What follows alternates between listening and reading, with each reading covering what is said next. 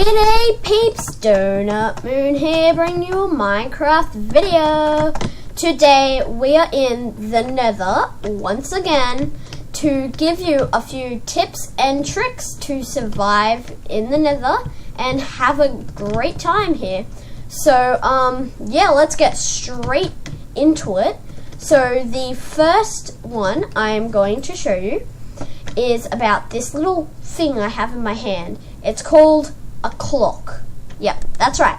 Now, clocks go a little crazy in the Nether, so they might not help you very much.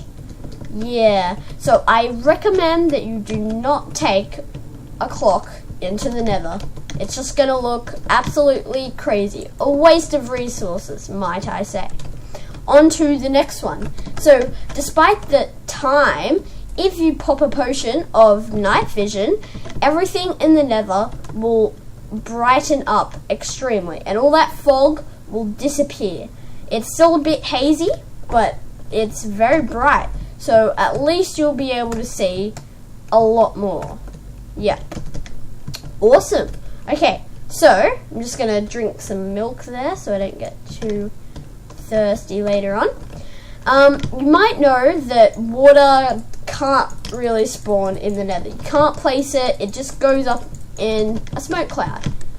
No matter where you try and put it, next to a zombie pigman, anywhere, it won't be able to spawn. Well, that's incorrect. There is one place that you can put water in the Nether, and that is in a cauldron.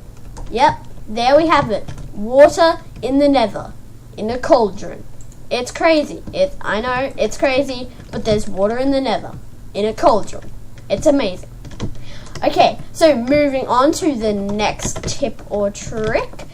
Blazes. You might not know too much about them. They aren't the most common sight in the Nether, but one way to kill them is with snowballs.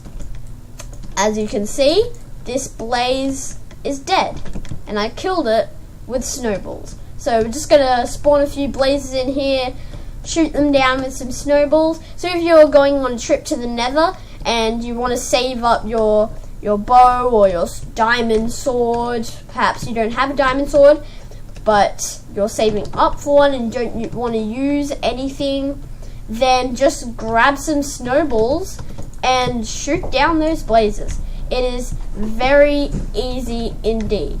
Alright, so the next tip or trick I'm going to show you is how to survive a ghast attack. Yep, that's right. So I've got a little cobblestone house here, not much of a house, but it'll do. So because of the blast resistance of cobblestone, ghasts cannot destroy it. As you can see, I've gone into survival. There is a ghast. Is he gonna try and shoot me? Apparently not. Let's spawn in another one. Yep, here we go. Oh, shooting us down. Come on, aim for the cobblestone. Aim for the cobblestone. Here we go. Boom. The cobblestone did not explode. So I'm just gonna quickly hop back into creative there. Awesome. So we're safe from ghasts, just with a really easy to find resource right on your doorstep. That is right. Okay, and the last tip or trick that I'm going to show you, sorry for that helicopter flying on the distance, I do have the door open, but one last tip or trick I'm going to show you is about skeletons. Now, if you're in creative and you want to use a spawn egg to spawn a few skeletons in the Nether, you can't exactly do it. As you can see, if I put a spawn egg on the ground, most of the time it will spawn a wither skeleton. There is one skeleton here, but it's not so common. Bye bye. So I'm just gonna spawn in fair few. So that I'd say that's about 20, and you only get one skeleton out of that. Well, 1 out of 10, let's say. So yeah. So and also one last thing, you can push any mob through the Nether portal. Ta-da! Bing! Look at all of them. There's a guardian off in the distance. So yeah, any mob can go through the nether portal from the nether. It's a bit different from the overworld, but from the nether, any mob can go through the nether portal.